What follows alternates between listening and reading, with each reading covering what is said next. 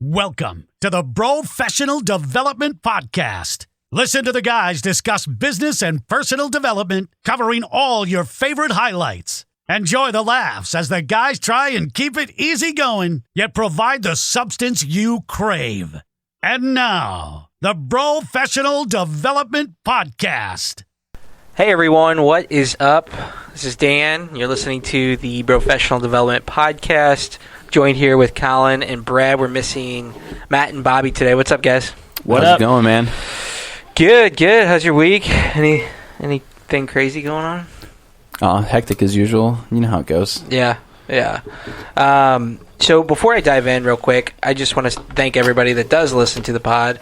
And then also kind of just do some housekeeping stuff. If you guys are listening, you like the content, please send us a message or like our content online or follow us on Instagram, Facebook, YouTube. Yeah. And then give us a rating. Whether it's good or bad. Like if we're doing a shitty job, let us know. We just make some noise. You know what I mean? Like we just want to make sure that what we're putting out there brings value to everyone listening. Today we're going to talk about vision. So how you see yourself in the future, how you see your business in the future, the ideas that you come up with, all that stuff. Before we get started there, though, we'll go through. It's only three of us today, so you guys got any development stuff that you... God damn, Colin. Can you focus, dude? What Dude, the hell? That takes That's you like off it's like the first rule of being on radio. I know. You gotta be able to focus, man. A, lose the gum. B, silence everything. Your phone. Huh? Oh, damn. Anyways, you guys got any I have something you took in this week? So I went a little off the track of what I'm used to doing. My wife did read one of her books. It's Rachel Hollis. So she made a post that... Okay. Have you heard of her? It's like Girl Wash Your Face. Yeah. So I honestly don't even know what she's done in life personally. Maybe you guys do. But I did see one of her posts on Instagram this week, and she was basically talking about how she learned this new hobby or skill of riding a horse. Yeah. So big deal, whatever. But on the post it said, if you're blessed for another day on earth, you can learn something new.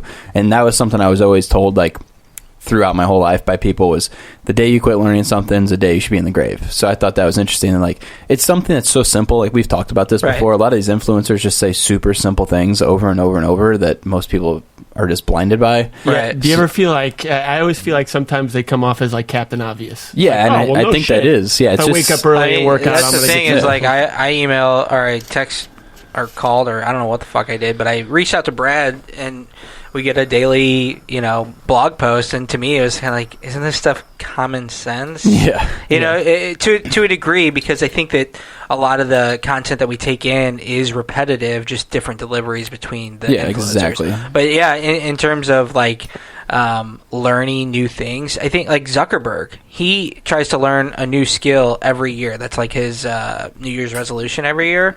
And I mean, I'm the same way. You see how much shit I dive into, whether it's card flipping or fucking woodworking or, I just want to learn, because I feel like that's where you find happiness to a degree, is learning new things, because you're growing. You're excited. Like, what's next? How good can I get, or whatever? Mm-hmm. So, absolutely. But what's funny about Rachel? I don't know how to say it. I don't even know. Yeah. Has she done like a TED Talk or something? Yeah, I mean, she was like a huge influencer about like how to be married and everything. Oh, there's the one that got divorced or something? And then she was kind of outed on that. Like, and then she got remarried and divorced again already, right? Is that right or no? I don't know, but isn't that kind of fucked up? Yeah, like, that's you super built your whole up. brand on that? I don't know. I could be wrong. If she listens, then whatever. I guess it worked though, huh? Yeah, I mean, now she can play both sides of the field. yeah, and ride horses. Yeah. Rachel, I remain neutral. What do you got?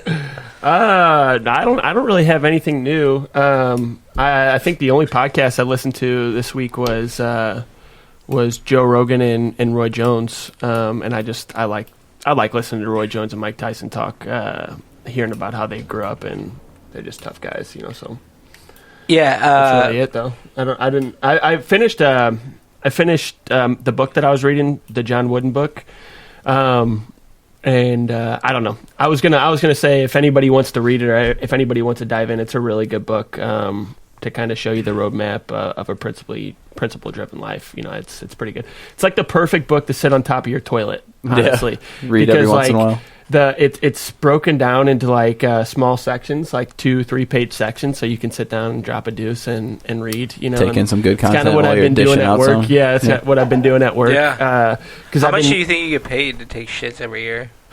I pay myself, so I mean, a lot. I drop a lot of deuces. So like my stepdad, he like calculated how long if I take a shit and it takes me 15 minutes and I do it once a day for a whole year, he got paid X amount of thousands of dollars. Figured it all out. Yeah, but he's an engineer. That's what they do. Yeah. No, that's cool. That's cool. I actually want to do a whole podcast episode on what I took in this week, and I've just been going, like, I've been in meetings, and I hate meetings. I'm not a meeting person, but I've been doing a lot of meetings. And but one of the pieces of content that I caught that I 100% agree with, so you can talk about the law of attraction, you can talk about all these different things, but one of the things that really resonates with me was gratitude. Yeah. So, like, this guy, David Meltzer, I think I said his name right, he was on there, and he's like, look, I've studied quantum physics, I've studied law of attraction, I've done all this with the top business leaders in the world, and like one of the keys to success, he says the key to success was gratitude. And so I found that interesting, and we can do a whole, maybe around like Thanksgiving, we should do that'd be a good one. A podcast on it. But what's weird is like my business really took off this year, like 5x from last year, and last year wasn't a bad year. But and one thing that I started doing, and like whatever faith aside, I do believe in God, but it's just like every night I am just like, hey, I'm thankful that my kids are healthy, like, you know, like just little shit. Even though I'm not necessarily content with where I'm at because I want to get to the next level, I still take time to be like grateful for where I'm at. I think I see a lot of things all day that kind of make me feel grateful for where I'm at. Like my health is one thing that I'm always thanking God for. You know, like when I see somebody who's in a wheelchair, when I see somebody around my age who like is sick, terminally ill or something like that, it's like I do a lot of bitching, but like I keep myself pretty healthy and my body's healthy, you know, so. Yeah, and speaking of gratitude, like, I mean, obviously we can get into this on a podcast like you said, but stuff as simple as walking into a gas station, and if I hold the door open and somebody doesn't say thank you, oh my god, I mean, it just drives me freaking crazy. It shouldn't, but it does me. You still say you're welcome. Yeah, like it's not that hard. It's like, come on, dude. So we'll get into that on a podcast. I think that'd be a good one. Yeah. Okay. So we'll take notes because I always forget. Whenever we're like, what are we going to do this week? I always forget. Well, I think I always say like it's really important. Gratitude's really important because like when things are going wrong, it's so easy to look to like a higher power or something else to be like, why the fuck is this happening to me? You know, and I think it's really important to like on the other side of things when things are going really well to say, you know, thanks, you know. Yeah. So that's what I had this week. And then I did want to bring up one thing because it's come up like multiple times. And I push everybody to start their own business. And I guess we can start this off with the vision talk. But first, I think a lot of people have ideas or want to do certain things. So this will be a perfect segue, I guess, into having your own business or doing your own thing or like living the life that you envisioned you would live, right? Like who's that person I could be? And Ed Milet says this all the time. Like when I die and I meet God or whatever happens, like I envision myself meeting who I could have been. Yeah. And I want to be as close to that person as possible. Wouldn't that piss you off if you got to heaven though and you saw what you missed out on? I think that seems backwards. That's kind of what he's saying though, is like all the things that you didn't take advantage of, you know, like that's kind of I mean, I think it's a good way to kind of put like, I know I could have been 5x of who I ended up with and how many missed opportunities did I have and all these things. Well, so this week, it's happened like 3 times recently. Basically, I'll talk to somebody and they'll say, hey, you know, like, I just don't have the resources, or I'm not that lucky to be able to start a business, or we have all these things going on in our lives, and it's just, to me, it was an excuse. And so I came up with that quote last night. Like I actually fucking came up with it myself. Look at that. I don't even remember it. Should I read it? Yeah. It was like winners. Like winners win or something. No, winners figure out reasons why they can do something, and losers figure out reasons why they can't. Yeah, or something along those lines. A quote I've always said is, "Winners never quit, and quitters never win." Yeah. I think somebody else has said that before. I think somebody said both of your guys' quotes. I literally just wrote it on Instagram and posted it. But at this point, I just feel like we've all taken in so many quotes that, I don't know, but what I do know is that, like, everybody I talk to who, they have full-time jobs or they have these obligations, and I get all that, but when they look at their situation and they say, this isn't what I thought life would be, and then it's like, well, life can be what you thought it was be, and then they say, oh, no, there's no way. Yeah. Like, I'm not that...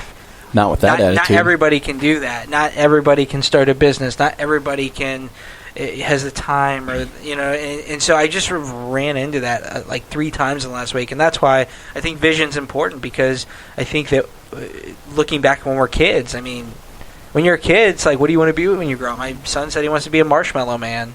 Or like he wants to be a Target employee so he gets free Pokemon cards or whatever, because those are just like dreams. Like my daughter wants to be an airplane right now.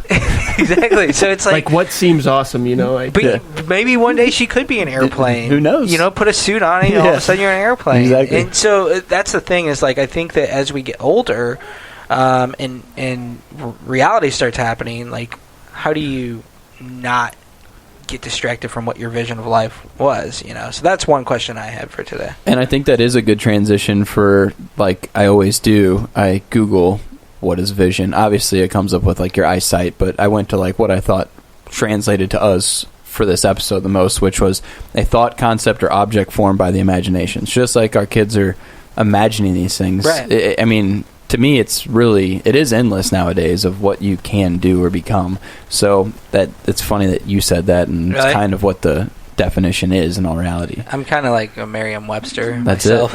It. And that is directly what... Maybe Dan Googled it first and then came up with that story. And he's like, look at that. Yeah. My thing is like, I know this sounds ridiculous, but I'm not even going to say I'm not, because I kind of think I am, but... It's going to sound super douchey, but I do see myself as a visionary. Like, I get ideas that are totally different than anything 30 that's available. A day. Pretty much, yeah. So, and so I see those, and I see those opportunities, and as I get older, I do realize I can't pursue every opportunity, because when you spread yourself so thin, you can't be successful at one thing. But I think there's a lot of people that are just kind of like, maybe I just want to have my own little accounting business that pays the bills, or I want to travel more. I want a job that lets me travel more, right? So it doesn't have to be necessarily a business, but typically, like, what's the life you want to live, and then why are you accepting the life that you're plugged into if that's not the life you want to live? Yeah. I think, and what I'm going to say is I fall into this trap too, so that's why I'm saying I think people do this, but like, they're not specific enough. Do you know what I mean? Like, so they might have an idea or a vision, but like, they don't know exactly what their goal is. You know what I mean? Like, they have this idea of what this life could look like, running a business, but they don't really know how to monetize that business, and they don't really know how to take it to the next step, And speaking of that, I wrote down 3 people's name who I think are visionaries, or people who have a really good vision. Well, I didn't realize you thought you were one until now. Let me add that real quick. 4 people. Yeah, 4 people. So the 3 people that I have down are Steve Jobs, Bill Gates, and Herb Keller. So I'm surprised you didn't put Elon with how big of a... Who's Herb Keller? Herb Keller is the he was the CEO of Southwest Airlines. Okay. So if you look at all 3 of those people, they've created almost a culture around their business or their companies. So what's funny though is when each one of them stepped down from their position, every company started to fail. Not fail, but struggle. Yeah. So they had an amazing vision. All 3 of them did. And when they left, there wasn't anybody to carry that vision forward. Right. So I think that's super important for us that have very few employees in all reality, the grand scheme of things, to instill the vision into everybody in our circle. Yeah. Because if everybody has the same vision of you, you're all working towards the same thing. So I don't know if you have like a vision statement. Do you have one? I don't have a vision statement. I didn't, but we talked before we started coming here about doing a mission statement. Yeah. I think we should do. He's talking about a vision statement. They are different. Are they different? They are. Oh, are they different? Yeah. You got to pick up on these things. He's laying down. No, I'm just kidding. So, sorry. But basically, no, I 100% agree, and I think that's how you get the culture and the buy-in of your employees. Like, when you're a really good leader of a game-changing organization, or especially startups nowadays. Like, if you look at all these startups that have crazy ideas to solutions in every industry, you have to get the buy-in from your employees, from your sales staff, from all the people, the investors, everybody. And all the way down to your customers, I think. Yeah. And so you have to go in and you have to sell the vision more than you sell whatever product or service or anything that you have. And so, yeah, I 100% agree. And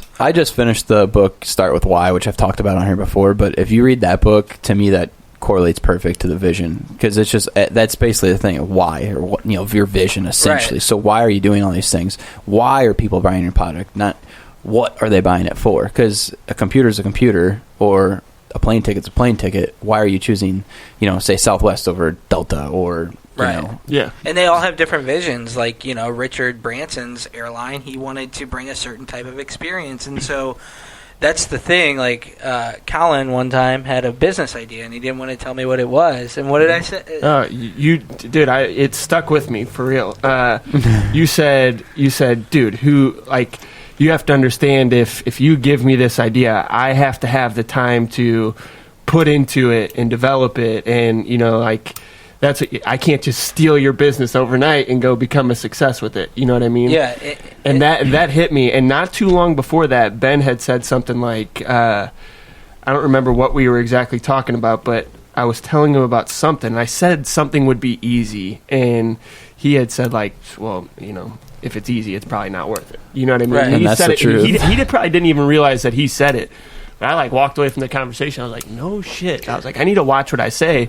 And I think that's really important too, is you need to watch what comes out of your mouth. Well, so along with that, no matter how many ideas that I have or that you have or anybody listening has, I think that you can tell other people your idea, because even if they want to steal your fucking idea, nobody can execute the vision that you have for that idea. And that's the quality, that's the intent behind the brand or behind the business.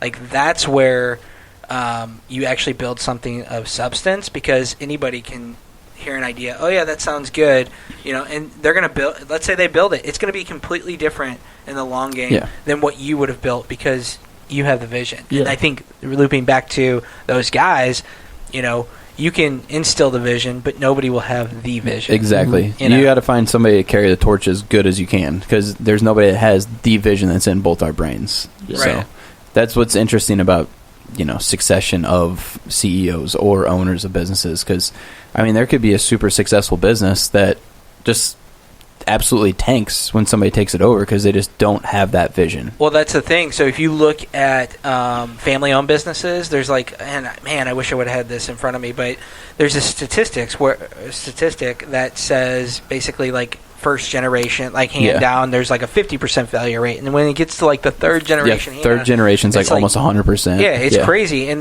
it all comes down to the vision. The guy who started it or the gal who started it, whenever they pass it to their kids, the vision was tainted a little bit, and then they got passed and tainted, and then one person comes in and they have a whole new vision for a business that wasn't built around any other vision but that first core one. And I actually remember that exactly from when I was at Webster taking entrepreneurship classes. Really? The teacher said first generation builds it, second generation maintains, and the third generation loses it. That's what he said. So because he knew my dad had a family business, and he told me that exactly. I still remember it. Yeah. So it's crazy to think. You wouldn't think that. You would think that vision would be there, but like you said, it just gets lost and lost and lost. Well, and some family businesses do make it, and those are the ones where I think that there's a serious cultural alignment between the parents or the family and the person. Is there a statistic? I'm sure there's numbers out there. Yeah, it's it. Super easy to find if we would Google it, but I don't have it in front of me. But it's a heavy drop-off rate of failure. And that's the same, you look at Walmart, and Walmart is super successful, but when Sam Walton died, every vision that he had just absolutely disappeared. Oh yeah, absolutely disappeared. You probably see the greed. Yeah, it's exactly what happened. Mm-hmm. Greed took over, and he was all about taking care of his customers and employees and everything down the line, and they've found nothing but trouble since he died. So it's just like you said, it's something, if you do not have the vision, it's just not there. So I find the vision or the why to be super interesting to me. I think there's a lot of really good stories, just like these three pictured here, and just like family-owned businesses as well, how they can fail if it's just not there. Yeah, and I will give one like flip side. So, and really, it's not that big of a negative. It's just a reality that happens. Is sometimes your vision when you start something after 10 years becomes antiquated. Yeah. You know, like the whole industry changed or something like that, and you didn't adapt because you couldn't see a vision in the new one. I mean, I think that's rare, but I think that's probably happening a lot right now. There's a lot of businesses that they're going to have to pivot one way or the other to survive, and they're going to have to change their vision just because there's some situations where it's not going to happen anymore, where CDC guidelines or whatever it may be don't allow it. So yeah. So no, that's all good shit. So like, Colin, you do insurance. You also do the workout thing. Personal training. And Brad has fabrication. Sorry, I didn't mean to do this, but this is driving me. What is it? You got like flies or something. Oh, it's probably my wife's hair. Yeah, I bet. It's great. Whatever. Anyways, so with that, like, and I have my recruiting firm, and Matt has a recruiting firm, and we all have visions for that stuff, you know, otherwise we wouldn't do it. And, you know, I think you need the vision to stay motivated. And so, I don't know really where I'm going with this. I'm looking at it as a motivator too. Well, when I was writing all my notes for this, I don't have a vision statement, but I just jotted one down of what I thought my vision should be. And this is total rough draft, but what I have is be the country's most used, highest quality, and desired parts on the market made in America. So I thought it was pretty direct and had all the key qualities that we try and strive for every single day. Yeah. And I think those are items that, you know, I have one full-time guy that's with me every single day, and I think he's on the exact same page as me, and I think we both work towards the same thing. And I think for me, after seeing the vision stuff, that's the most important thing you can do, because like you said, as you get bigger and bigger and bigger, you can only control, you know, so many people. You know, I think they said it's like 10 people that you can actually have direct contact with that you can control. After that, it gets to be too much. So you have to delegate that stuff out. So, you know, my end game, you know, 5 years down the line is to move into a bigger shop, expand, you know, have my own place. So at that time, I'll probably have more employees. And end goal, hopefully I still have the same guy underneath me right now that he would then take over that. Or then I get to just focus on the leadership role of everything and almost take a step back. And, you know, another 10 years down the line, you know, flip that page again, same sort of deal where, you know, now he's a higher up and then he's got somebody underneath him, moves forward. So I think for me, my goal with vision in general is to try and just keep kicking the ball down the line and making sure that, you know, guy A thinks the same way I do, and then he finds somebody out of that group that can think the same way. Because no matter what, I feel like in business, you're going to have employees. You're going to have employees too that they're there to collect a paycheck. Like they're not going to have the vision. They don't care about the vision. They're just pushing papers. That's all they're doing. Yeah. So I think, you know, you have to weed out those guys, and they're a role in your business. No matter what, you're going to have them, but you have to have somebody above them that's keeping them credible for what they're doing. Yeah, like I mean, I run into this with somebody that works for me. He's really good at what he does, but at the end of the day, we see things a little bit differently. Let's always do the right thing. Let's not inflate our invoicing. We could if we wanted to, but we don't do that because karma and long-term relationships and all these different things. And so sometimes I have to push back like, hey, like that's not how we do things, you know? And are you making good money working with me? Better than you've ever done before? Yes. Okay. Well, then just trust the process. You know what I mean? So like that's the thing is like, because I've taken the steps and had that particular vision on how we handle our customers and our candidates and clients and all those things, we've been able to be successful. And sometimes that's outside the norm. And I think that's really what the vision is like, what is it outside the norm that separates you? Yeah. You know, it's easy to be inside that comfort zone, but where you make your most gains is outside of it. Yeah. So I think that may have been what you were going to ask, like, you know, because I did start my book from scratch, but, you know, I was an insurance agent that, you know, got an opportunity to build his book from scratch.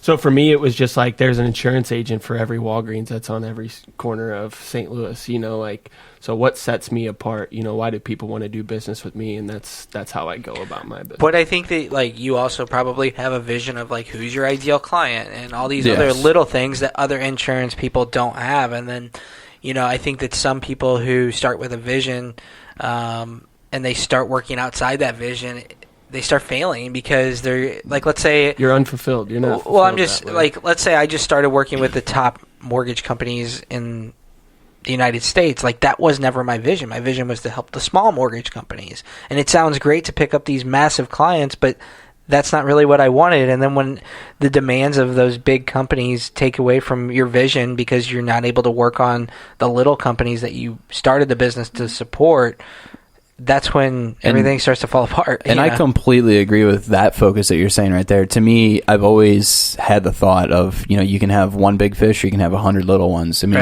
if you lose that one big mortgage company, you're screwed. And they've taken all your time away. But if you have 100 and you lose one, it's not a big deal. Right. You're going to rebound right away and you bounce right back. So, I mean, I think that's perfect vision that you have right there. And like you said, if you are starting to work out of that, that's the time to recognize and reel back or pivot and refocus. It's hard not to want to go outside that, but you almost have to have your vision fulfilled or self-sustaining before you can start to look outside of what that core vision was when you first started, if that makes sense. I agree. You have your niche, you have it built out, you have the customers coming back, and then maybe look outside. Was it the one thing where he said to put all your eggs in one basket and nurture that basket? Was that the one thing book where he talked about it? Because most people say don't put all your eggs in one basket, and he said no, you want to put all your eggs in one basket and you take care of that basket and you make sure those eggs are perfect.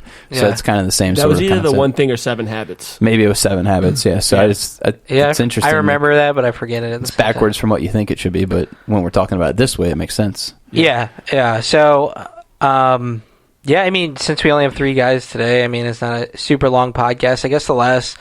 And I'll see if you guys have any questions. I'm just trying to play Matt today, so trying to do my best here. Good job. But in terms of achieving your vision, do you guys start with the vision and work backwards, or is it? So I don't know about you, but I have a number in my brain that I'd like to sell my business for by the time I'm 45. So it's I have essentially 15 years from when I started my business, and it's $15 million. That's just. Hopefully it's way more than that. Right. But in my mind, that's a number that I'm striving for, that I want to get. And at times it feels is that possible? But then you have I just feel you get something good, and then you build off of that to something bigger and bigger and bigger and bigger. And lately, I just had a conversation with my dad, who kind of oversees everything in my business, and I've been knocking on a lot of doors really hard lately. And it still hasn't opened up where I've gotten a contract out of it. Right. But, I mean, it's I can taste it. You know what I mean? It's right there. But at the same time, I'm trying not to lose my focus of what's built me up to where I'm at now, like you're saying. It's hard to stay in that. It's hard to stay reeled in. There's opportunity everywhere. So it's it's hard for me to do that, and I had a meeting with a guy yesterday who said, be careful what you're asking for, because you're going to be really busy. And I'm well, I'm fine with that. Nobody's going to outwork me, So I think for me, I am working backwards. I have the vision, and now I'm working backwards. I think that's the only way to do it, is and Colin, I mean, I don't know if you want to share your story, I can dive into mine. Well, no, I actually, what you said was actually the perfect segue. So just Monday, I had written down a 5-year goal when I first started at my company, and I had no idea where this was. And I had cleaned off my desk, and I was cleaning out my office, and I had found it. And looking at where I'm at now, next year would be that, or this coming year right now, would be I would have to hit that number, what I mean, to be successful. And so I started breaking down, and it's a reality. It really could happen. And that's got to push you a little bit harder, right? To be well, I want to do this. Yeah, now. Because I completely forgot that I even did it, and to see that I'm on course for it. I now see the importance of having a 5-year goal. I now see the importance of why you have to stick to your goal and don't deviate from it. And what I find interesting about that is they always say don't put a ceiling on your goals, or so it's funny that you had one and I had one that was a number, so maybe that's wrong, but I feel you have to have something to reach for, whether I mean, obviously I'm sure both was for it to be higher, but for me, you got to have one thing to be check it off the list, yeah, move forward. Yeah. Well, that's the thing with goals, at least, I think, at least with my mindset and probably yours as well, is like, even when I hit one, it's only going to be cool for like a couple days. And then it's like, well, what's next, you know? Because life goes on. Yeah, and so I guess like the formula to hitting goals or vision, you know, like what does that look like? Because we were going to do vision boards? Yeah. Did we ever do? No, we never did them. But, you know, if I look at my vision board, there's some shit that I want out of life, you know, and it's all ridiculous shit. But I don't have to worry about buying a boat because Dan's going to have one. It's going to be sick, too. Yeah. Are you really looking at them? Not yet. Because they're like $750,000. But anyways, so when I have this goal, like really from a business perspective, I want a 100-person company, and I want them to have a certain service, and I want a certain amount of clients, and then from there I want to branch out and build different business units once that's up and running the way it's supposed to. And so it's like, that's a pretty big goal compared to where I'm at right now, but how do I get there? And so like the formula that I've figured works is going to be like, start with the company at 100 people, and then, okay, well, how do you get it, you know, and then work backwards. So start with the end goal, and then kind of like baby step it back to where you're at today, and then that kind of creates the path. Or should you have that end goal and then say, well, if I go from step 1 to step 2 to step 3 to step 4, or step 99 to 98, you know what I mean? So like, I'm trying to figure out. I agree with you. I think it's so much easier to work backwards. You know, instead of like, because obviously if we knew how to work forward, we would have already worked forward to it. Right. You know, like, so like, how can we work backwards to figure it out? So, yeah. What about you? I don't know. I obviously, I wrote a five-year goal and didn't break it down. I found it 5 years later, you know, so I mean, I use that as like what like when I'm being lazy, I use that as like remember what you're working for. Yeah, and I think what you're doing it for. I think another way to like achieve part of your vision, like it may not be the whole vision, but an easy way to be successful is just consistent work every day. It's going to start leading to those conversations and those things happening. But you got to be there every day. Doing the hard stuff, doing the uncomfortable stuff. I've found, especially during 75 Hard, like I figured out like. There's been a lot of stuff that I've been lazy on that I didn't even know. You know what I mean? Yeah. And like creating that mindset, or finally getting into that mindset of like, just do it. You know what I mean? It's as simple as that. Just get it done, you know? And it could be as simple as like trying to skip a workout in the morning. You know what I mean? Just go fucking walk your dog. And what you said about hard work is I actually had a kid sent me a text message this weekend and said, hey man, like, when do you think I'm ever going to get a break? Like, when do you think I'm going to, you know, get this ride in this guy's car? And I told him, you know, this kid's like 18 or 19, whatever he may be. And I told him hard work doesn't go unnoticed. I mean, like, if I had a kid who came to me and said, you know, I want to learn something from you, I would say, here's a broom, start sweeping. Once I see you can do that, I'll give you another job. So that's what I told the kid. I said, hey, there's a guy in your town that's got a whole race shop full of cars. You head on over there. You just start sweeping the floors. You don't ask him if he can hang out. You just walk in and say, where's the broom? You know, and that'll go noticed, you know. So that's what you talked about, hard work, being consistent. That's all it takes. A lot of people aren't willing to put in that work consistently every single day. Yeah, and that's a good loop back to the beginning of the pod, where it's just like, I think a lot of people put these mental barriers, and it's so sad to see, to be honest with you, to see people saying, well, you know, I'm not that lucky to be able to go out and do this, or I don't have the time or the, you know, resources or all these different things, when it's like, dude, if I fucking did it, I guarantee you could do it. You just have to start with step 1, you know, and so you got to figure out that vision. I mean, we should do an episode on self-talk and like where that comes from. I have a theory that, like, you know, we've kind of been indoctrinated through school, you know, like people tell us stuff is impossible, don't dream too big, you know, go to school, get a good job, and retire, you know. And I think people just kind of grow up and they're just like, well, I could go down a whole road of what school tells you can and can't do. I mean, maybe we just do one on education, you know, and because I feel like nowadays, like, I've had this discussion with my wife that I would love to send my kids to a Catholic school, just because of its conservative values that you get out of it, as opposed to some of the liberal talk that's in public schools nowadays. So, but could be an entire the thing podcast. With Catholic schools is, and like, so I'm raised Catholic. I come from a very Irish Catholic family. The thing with Catholic schools is like, are they practicing what they preach or what? The archdiocese isn't doing. I just know there's parishes where they're not doing what they're supposed to be doing, and they're collecting a lot of money from these families who barely have it. You know what I mean? Yeah. But don't have another option because there's not. Our public school system in the city sucks. So like they're forced to pay thousands of dollars a year per kid to send these kids to give them a decent opportunity. Oh, go ahead. Go ahead. Well, it's funny, like you said, practice what you preach. So I just wrote a new blog post today about my 75 hard journey, and I know Bobby's like what Andy Frisella would probably call a success zombie. Just reads books. And I thought, like, every book that I read during that process, I wanted to make sure that it was from somebody who practiced what they preached. Yeah. Not somebody who was fake, who wrote a book about these are the things that you should Especially do. like secondary data. Yeah. Like, hey, I compiled 8,000 successful people. Here's a bunch of stats about something or whatever. You've been saying that the whole time, and so I got the book Outliers, and I stopped reading it because of what you said. You were like, maybe. I actually want to read Outliers. You talk about the application. Yeah. Like there's got to be an application to these books. And that's why I like the book that I just finished, that John Wooden one. It gives you 5 things at the end of each chapter that you should put into your life. But yeah, that Outliers book was all about statistics and it's like if I wanted to read a story, I would have read a story. Yeah, exactly. So that's kind of to me. I thought it was just funny you said that. Just and we could do a whole pod on. We should do that. I think it'd be a good one. But yeah, I mean, just going back to everything.